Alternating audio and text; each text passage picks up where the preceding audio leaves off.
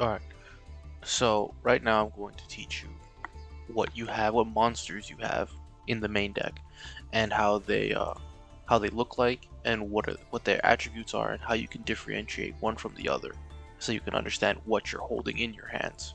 I'll go over in another video, spells and traps, and how they're in the main deck, and what they look like. So for now, you have what we call vanilla cards, or just regular plain cards. This is why we call them vanilla cards. As you can see, their color is quite literally vanilla, very light brown kind of texture.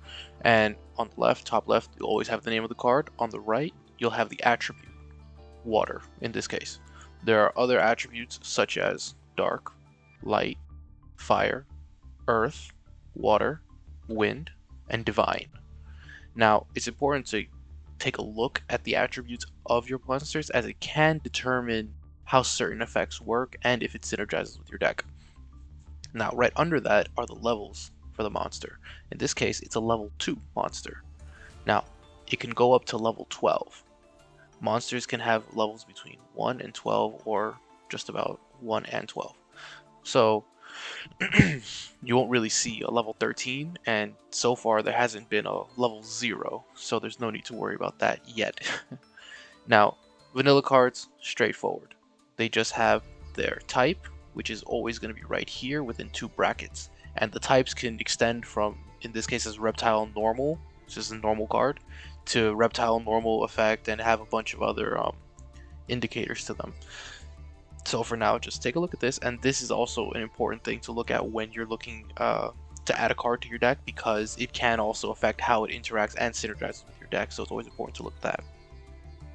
Next, on the bottom, you have ATK, which means attack, and then after the dash, it will have its attack rating. In this case, it's 800, and DEF means defense, and after the slash is its defense rating. A very straightforward card. It just has these cards always have flavor text, usually meant to tell a story if they're all part of one archetype, or just to give the card a little more life to it. Alright, next is the most common kind of card you're going to see whenever you play, which is an effect monster. Once again, different attribute, level 4 in this case. This time it's a beast warrior slash effect monster, and this is how you know it's an effect monster. Aside from that, they have a more brown kind of color to them, unlike the vanilla card that we saw, which is a very light brown, maybe even white.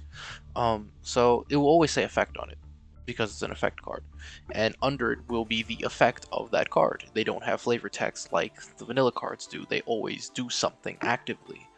In this case, it says offer this face-up card as a tribute, return one of your monsters destroyed in battle this turn to the top of the deck. That is the effect of that card. You can choose to activate it or not based on how the card reads, and I can go in depth with some of the wording of cards, because wording in Yu-Gi-Oh is very important. And once again, you have the attack and defense rating, um, and that's just really it. The effect cards, they're the most prominent cards in the game. You see them almost everywhere, and your deck will more than likely be made up of effect monsters, unless you're building a very specific deck around vanilla cards, which does exist out there. Next, you have this one I wanted to show because there are monsters with higher level ratings, so this is just one example of such. In this case, it's a level 8 monster, so I just wanted to showcase that so you know that these kinds of monsters are also in your main deck, and on top of that, there are cards with what we call a wall of text, because this text is pretty long, but it's not as long as some other cards as well, but this is on the longer side, definitely. Next, this is a pendulum card. A pendulum card counts as both a spell card and a monster card depending on what zone you put. So if you go back to the other video where I have the board where it says the pendulum zone is where you would put the pendulum card. I'm not going to go too much in depth, but understand that pendulum monsters have 2 effects to them. So one effect when they're in the pendulum zone, and one effect when they're out on the field. So they still have everything. They are brown, and they have kind of greenish color underneath, greenish blue kind of color. I'll explain why in another video. Actually, no, I'll explain right now that it's half a spell card, because spell cards share that color. So we'll go over spell cards in another video, but you'll say pendulum effect, and it will always be marked by pendulum. And you can also tell if a card is a pendulum card because of these numbers on the side with the blue and the red diamonds. Those will those indicate, those are only really on pendulum cards, so it indicates that much. And of course these also have effects on them, so as you can see it has its own effect, and it has a effect up here that you don't have to worry about unless it's in the pendulum zone. I'll go in depth more on that in another video. Ritual monsters. So ritual monsters are what could be considered special, because they're monsters that you would consider you could see in the extra deck, but they're just not there. They're unique in that they're only in the main deck.